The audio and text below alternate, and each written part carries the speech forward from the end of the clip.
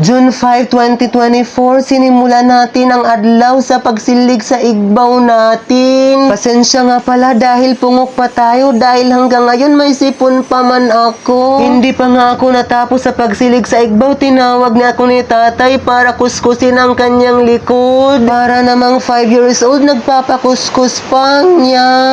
Of course, charot lang yun, nagpapakuskus siya dahil hindi na niya naaabot ang kanyang likod dahil nahapon na si tatay. Kahit malain yung pamati ko, sige lang kumuskus na rin tayo dahil wala namang no choice. Pambawi ko na rin to sa kanya sa mga magandang ginawa siya sa akin hanggang naging dalaga na ako ngayon. Yeah. Pagkatapos ng atin magkuskus-kuskus, bumalik na tayo sa paglilinis sa sirong. Hindi ko talaga maabatan bago ako matulog sa gabi. Naglilinis na naman ako sa sahig at pag mata ko sa agam, marami na ring lilinisan. Kuya Kim, ano na?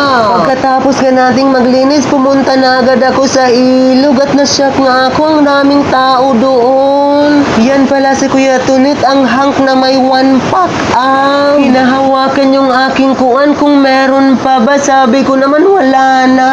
At nagsimula na nga tayo sa pagkukuskus-kuskus ng aking panty dahil nirigla ako. Dahil nga 2 araw hindi ako nakaligo, ang tigas-tigas pa talaga ng nahibiling mga regla sa aking panty sa gisangan. Pagkatapos pala ng ilang buwan ng tagtuyot, dyan na ako bumalik sa salog para maglaba. Nanunulaw kasi yung busag na damit kapag alugang tubig ang ginagamit ko. 5 minuto nga lang yung tinagal ko sa paglalaba, isang balding labahan yun na maraming regla. Wow! Bakla, baka minikos-mekos mo yan. Pagkatapos nga nating sabunan, binanlawanan natin at ibinabad na sa downy para kung humuti naman ng mga bugo yung pantinakin, masisiyahan sila.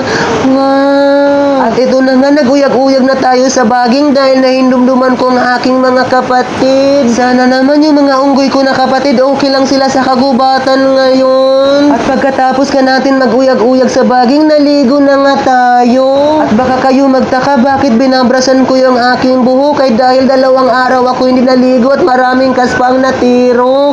Yeah! At isinunod ko na nga rin yung pagkuskus ng aking mga singit-singit na ang itim-itim hanggang ngayon kaya hindi ako pinapatulan ng mga bugoy. Kuya Kim, bakit ang itim ng aking singit? Malamang pagkatapos nating maligo, uuwi na tayo gamit ang ating NMAX na motor. Sa mga bugoy na gustong makipag-meet sa akin, naliligo ako sa ilog na yan dyan alas 11 ng umaga.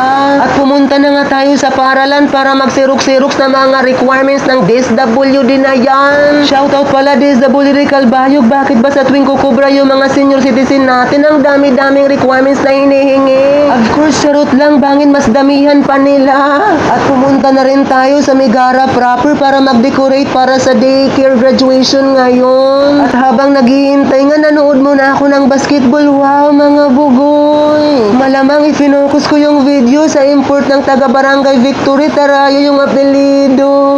Ang tangkad niya, ang gwapo pa, siguradong mataas dirang sa kanyang. Yeah. Shoutout sa player naman, baka naman. Single ako, willing magpalak. Yeah. At kinagabihan nga, ito naman si tatay nag-request ulit sa akin para magpahaplas at magmapidlit-pidlit sa kanyang likuran. Isang beses pa talaga ako susuguon, babayaan ko na sila. Yeah, of course, charot lang. At kitang-kita naman sa aking mga kamay na nanuhultaw ng mga ugat. Siniyales pala yan ng kakaalog, kakalaba, kakawalis, kakadaming trabahuin sa balay. Pero okay lang yun, ang mahalaga si crush nung isang araw nag-smile sa akin at itong taga-barangay Victory, baka i-chat rin ako. Nyaw, pagparain of yot. Salamat!